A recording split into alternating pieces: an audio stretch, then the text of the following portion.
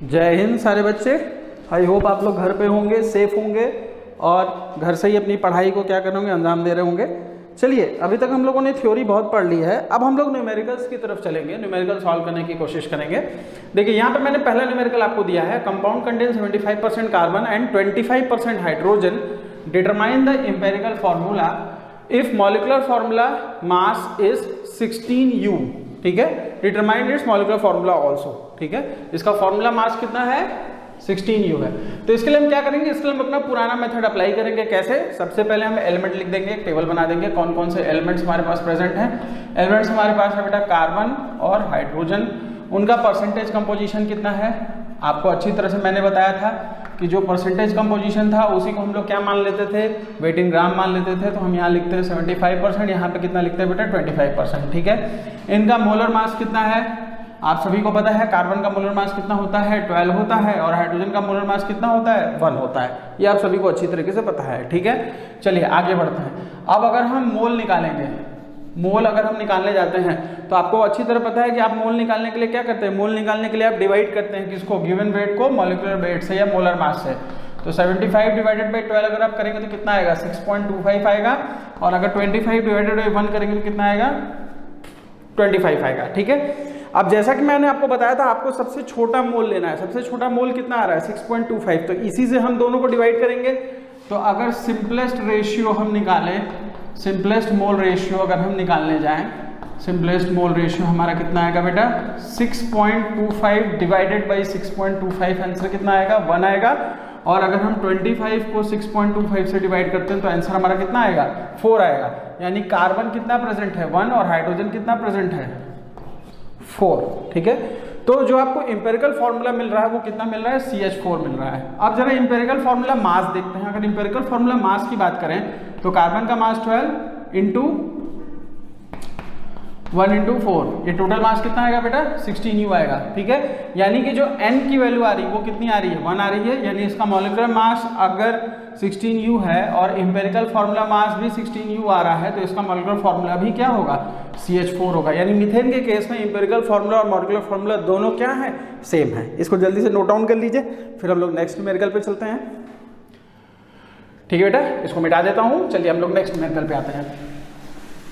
अगर next numerical देखें तो इस वाले से थोड़ा सा हल्का सा एक लेवल ऊपर है, लेकिन घबराने की कोई बात नहीं है, मैं हूं आपके साथ, आपको सॉल्व करवाऊंगा। नहीं समझ में आएगा, एक बार नहीं 4 बार समझेंगे। ठीक है, और लिखने के पहले इस पूरे लेक्चर को एक बार आप क्या करेंगे, अच्छे से पहले सुनेंगे, समझेंगे, और फिर उसके बाद इसको कॉपी पे लिखेंगे। चलिए, सेम मेथड हम यहाँ पे भी अपनाएंगे। सबसे पहले हम क्या लिखेंगे, हमारे पास एलिमेंट कौन कौन से प्रेजेंट हैं। एलिमेंट हमारे पास प्रेजेंट है बेटा सोडियम, एलिमेंट हमारे पास प्रेजेंट है कार्बन, और एलिमेंट हमारे पास प्रेजेंट है ऑक्सीजन। इसका परसेंटेज कंपोजिशन कितना दे रखा है, अगर हम परसेंटेज कंपोजिशन की बात करें तो परसेंटेज कंपोजिशन हमारे पास 43.4% है, हमारे पास कार्बन की 11.3% है, हमारे पास ऑक्सीजन की 45.3% है। इनका मोलर मास निकालिए। सोडियम का मोलर मास 23 होता है, ऑफकोर्स कार्बन का कितना होता है बेटा, 12 होता है, और ऑक्सीजन का कितना होता है, 16 होता है। अब इस बात को समझिए, अगर आपको कहीं पे भी मोल रेशियो निकालना है तो सबसे पहले आप क्या करेंगे, मोलर मास से परसेंटेज, परसेंटेज को आपने क्या माना है, वेट इन ग्राम मान लिया है, परसेंटेज को आपने क्या मान लिया है, वेट इन ग्राम मान लिया है। तो वेट इन ग्राम को आप क्या करेंगे, सिंपली डिवाइड कर देंगे। क्या करेंगे बेटा, सिंपली डिवाइड कर देंगे। ठीक है, तो जरा वेट इन ग्राम को डिवाइड करने के लिए मोल निकालिए। मोल करेंगे 43.4 डिवाइडेड बाई 23, कितना है इसका आंसर, कैलकुलेट करिए। कहीं इसका आंसर 1 के आसपास तो नहीं आ रहा है, 1.89 के आसपास, ऑफकोर्स 1.89 आएगा, 1.90 मान लीजिए, 1.9 हम मान लेते हैं। ठीक है, इसको भी हम बाद में आगे चल के राउंड ऑफ करेंगे, क्योंकि आपको मैंने बताया था लास्ट क्लासेस में कि कभी भी फॉर्मूले को हम लोग फ्रैक्शंस में नहीं देते। किस में देते हैं, फ्रैक्शंस में नहीं देते हैं।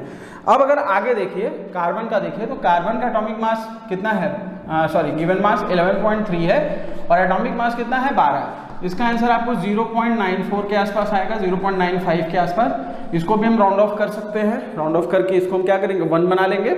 और अगर हम ऑक्सीजन की बात करें तो ऑक्सीजन का मोलर मास जो है वो 16 है, और उसको 16 से आप क्या कर देंगे, डिवाइड कर देंगे। किसको? 45.3 जो परसेंटेज आपको दे रखा है उससे आप क्या कर देंगे? डिवाइड कर देंगे। ये लमसम 2.85 के आसपास आ रहा है, इसको भी आप मान लेंगे, क्या करेंगे? 3 मान लेंगे। ठीक है, अब जरा हम राउंडिंग ऑफ करते हैं। राउंडिंग ऑफ करने से पहले एक चीज को अच्छी तरह समझिए कि जब आप राउंड ऑफ करने जाते हैं तो राउंड ऑफ करने के पहले आपको सबसे छोटे मोल रेशियो से सबको क्या कर देना है? डिवाइड कर देना है। क्या कर देना है बेटा? सबसे छोटे मोल रेशियो से सबको डिवाइड कर देना है। इसको हम 1 मान लेते हैं, इसको 2 मान लेते हैं, इसको 3 मान लेते हैं। चलिए इसको राउंड ऑफ कर दिए 2, इसको कर दीजिए 1, इसको कर दीजिए 3। अब सिंपलेस्ट मोल रेशियो निकालिए, जिसके लिए हमको इंटीजर वैल्यू चाहिए। Simple mole ratio, simple mole ratio. अगर सिंपल मोल रेशियो हम सोडियम के लिए निकालें तो सबसे छोटी वैल्यू मोल की कितनी है? 1, तो 2/1 कितना आएगा बेटा? 2 आएगा। 1/1 कितना आएगा? 1 आएगा। और अगर हम 3/1 करें तो कितना आएगा? 3 आएगा। यानी जो इसका एम्पिरिकल फॉर्मूला आ रहा है वो सोडियम के लिए कितना आ रहा है? सोडियम कितने हैं? 2 हैं। कार्बन कितना है?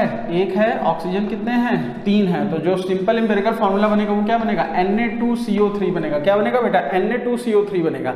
अब जरा क्वेश्चन में देखिए कि इसका जो मॉलिक्यूलर फॉर्मूला मास है वो कितना दे रखा है? 106 दे रखा है। जरा इससे मिलाइए। अगर एम्पिरिकल फॉर्मूला मास निकालें तो 23 × 2 + 12 + 16 × 3 48। तो जरा जोड़िए कितना आ रहा है ये? 48 और 12 16, और 16 और प्लस 60 और 46 कितना हो गया? 106। तो यानी जो एम्पिरिकल फॉर्मूला मास आ रहा है वही क्या है? इसका मॉलिक्यूलर फॉर्मूला मास है। यानी कि एम्पिरिकल फॉर्मूला और मॉलिक्यूलर फॉर्मूला का जो फैक्टर है n की वैल्यू कितनी आ रही है? 1 आ रही है। तो अगर आप एम्पिरिकल फॉर्मूला Na2CO3 से मॉलिक्यूलर फॉर्मूला 1 को मल्टीप्लाई करेंगे, n फैक्टर को मल्टीप्लाई करेंगे तो आपको मॉलिक्यूलर फॉर्मूला क्या मिलेगा? Na2CO3 मिलेगा। ठीक है, ये क्वेश्चन समझ में आ गया? इसको नोट कर लीजिए, फिर मैं आपको नेक्स्ट क्वेश्चन करवाता हूँ। चलिए बच्चों, नेक्स्ट हम लोग देखते हैं। बहुत सारे बच्चों को नॉर्मेलिटी में प्रॉब्लम हुई थी, नॉर्मेलिटी उनको समझ में नहीं आई थी। तो नॉर्मेलिटी और मोलैरिटी को एक साथ समझाने के लिए मैंने यहाँ पे एक इक्वेशन पुट डाउन किया है और उस इक्वेशन को हम लोग समझते हैं। ठीक है, उस इक्वेशन को सॉल्व करते हैं। लेकिन इस इक्वेशन को समझने के पहले आपको इस इक्वेशन को पूरा ध्यान से पढ़ना पड़ेगा। उसमें देखिए क्या लिखा हुआ है। कैलकुलेट मोलैरिटी और normality of a 96% H2SO4 solution having a density of 1.83 ग्राम पर ml। ठीक है, अब जरा इस क्वेश्चन को ध्यान से समझिए कि इस क्वेश्चन में आपको करना क्या है। सबसे पहला काम आप क्या करेंगे? आप ये देखेंगे कि जो एसिड आपको दिया हुआ है वो मोनोबेसिक है कि डाइबेसिक है। अब मोनोबेसिक और डाइबेसिक का मतलब क्या होता है? जैसे HCl देखिए, HCl की अगर आप बात करें तो HCl को आप ब्रेक करेंगे तो H++ Cl- में टूटेगा। तो ये क्या बनाएगा? बोलिए, मोनोबेसिक एसिड। क्योंकि यहाँ पे आपको क्या मिला है? एक सिंगल H मिला है, एक सिंगल H+ मिला है, इसलिए इसको हम लोग क्या बोलते हैं? मोनोबेसिक एसिड बोलते हैं। वहीं अगर आप H2SO4 को ब्रेक करेंगे तो H2SO4 को ब्रेक करने पे आपको ये ब्रेकिंग 2 बार में होगी, H++ HSO4- और फिर से ये ब्रेक करेगा H++ SO4 2-। लेकिन जो नेट आपको नंबर ऑफ हाइड्रोजन मिल रहे हैं वो कितने मिल रहे हैं? 2H+ मिल रहे हैं, इसलिए ये किस टाइप का एसिड होगा? डाइबेसिक एसिड होगा। ठीक है, अब याद करिए कि जब मैंने आपको इक्विवेलेंट वेट पढ़ाया था, इक्विवेलेंट वेट पढ़ाते समय मैंने आपको बोला था कि जितने नंबर ऑफ हाइड्रोजन आयन वहां पे रिलीज होंगे, मतलब जितनी उसकी बेसिसिटी होगी, उसी हिसाब से आप क्या करेंगे? उसका इक्विवेलेंट वेट डिसाइड करेंगे। क्या करेंगे? इक्विवेलेंट वेट डिसाइड करेंगे। तो अगर हम यहाँ पे इसके हिसाब से इक्विवेलेंट वेट डिसाइड करें H2SO4 का, तो H2SO4 का जो इक्विवेलेंट वेट आएगा बेटा वो आएगा equivalent weight of H2SO4 is equal to 98 divided by 2 मतलब 49। कितना आएगा बेटा? 49 आएगा। अब नेक्स्ट समझिए, आपको यहाँ पे डेंसिटी क्या दे रखी है? डेंसिटी ऑफ सॉल्यूशन जो दे रखी है वो 1.83 ग्राम पर ml दे रखी है। आपको सभी यूनिट्स को सेम डायमेंशन में रखना पड़ेगा, अलग अलग डायमेंशन में रख के आप यूनिट्स को सॉल्व नहीं कर सकते। तो आपको क्या करना पड़ेगा? सॉल्यूशन का वेट निकालना पड़ेगा।